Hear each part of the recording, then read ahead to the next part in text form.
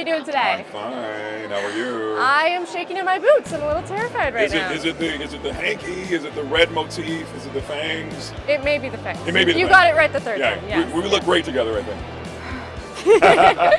So how's your weekend been so far? It's been wonderful. This is my third time, and I've lost my voice, by the way, because I went and did karaoke Friday night. Where'd you go?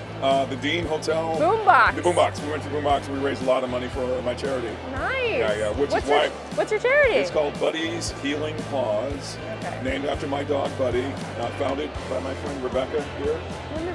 And Rebecca called me up one day and said, I want to raise money and help people pay for their vet bills for their dogs and cats, and I want to name it after your dog Buddy, who I lost right before the pandemic. Aww.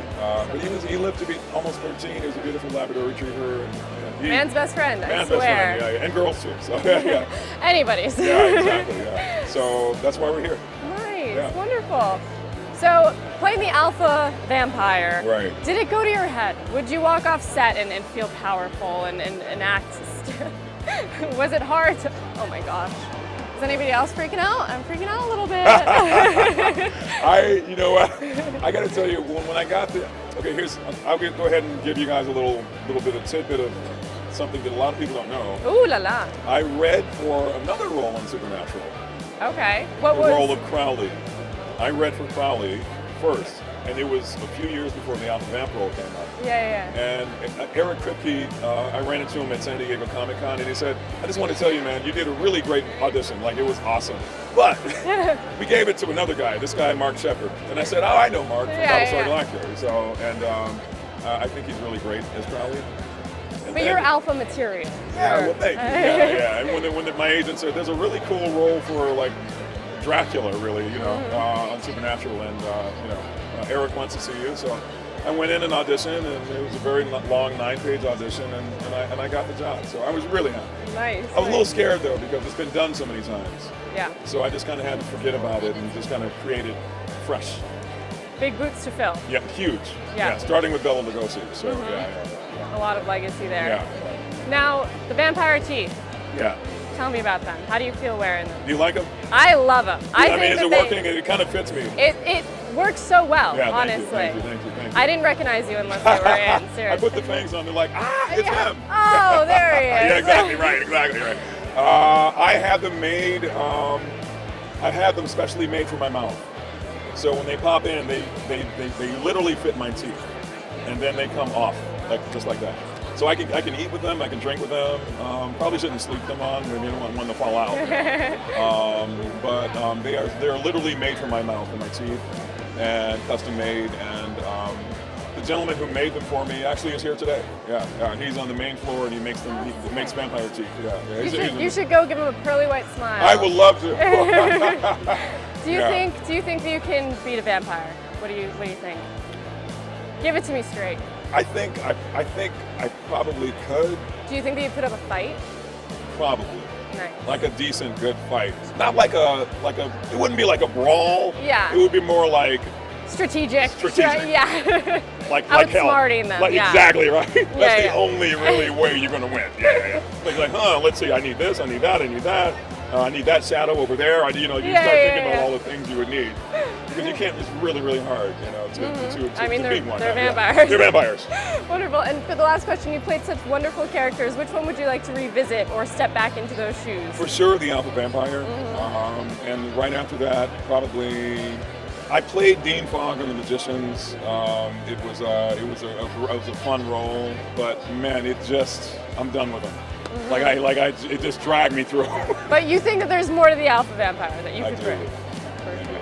And in fact, I had this idea of maybe even creating like a webisode series to sort of fill in some missing blanks that people always ask me questions about them. And I'm like, the only way to do it is really if I do it myself. Yeah. I mean, even if it's a 6-episode thing, each 30 minutes each. We'd for sure tune into that. Yeah. So there you go. And I think it would kind of give some more backstory to the character. And he's seen everything. He's done everything. He's fought everything. So much knowledge. Yeah, exactly. Yeah. So again, like you said, strategy. Yeah. We'd love to see some of that. Nice. Play out. So when we meet him, he's already like the boss. Yeah.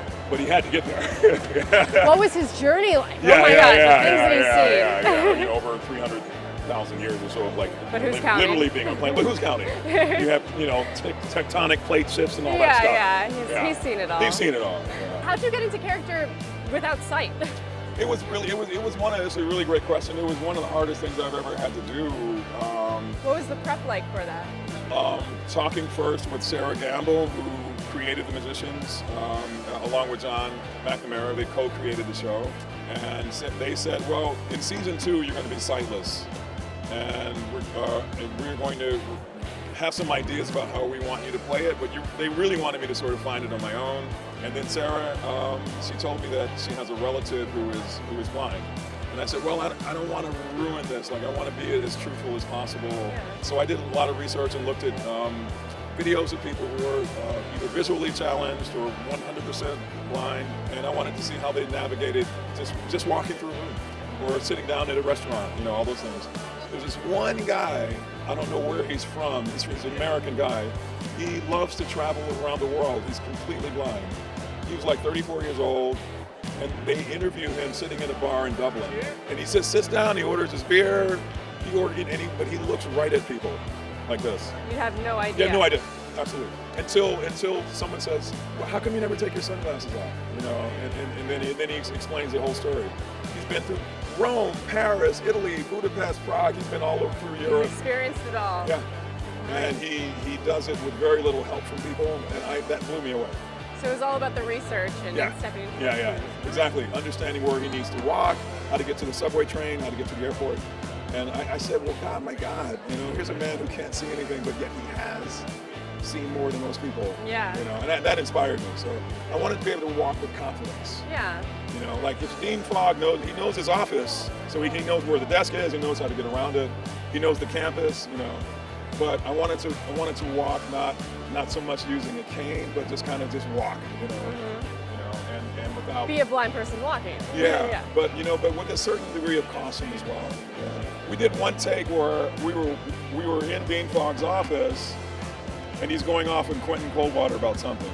And then I accidentally hit the desk like this, like bing, with my hand. And the director didn't call cut. He just kept going.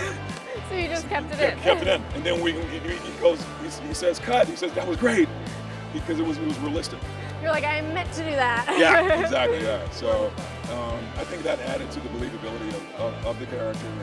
And then, not to give spoilers away, but you know, at some point, you know, boom, you can see it. Yeah. So. And that's such a transformation.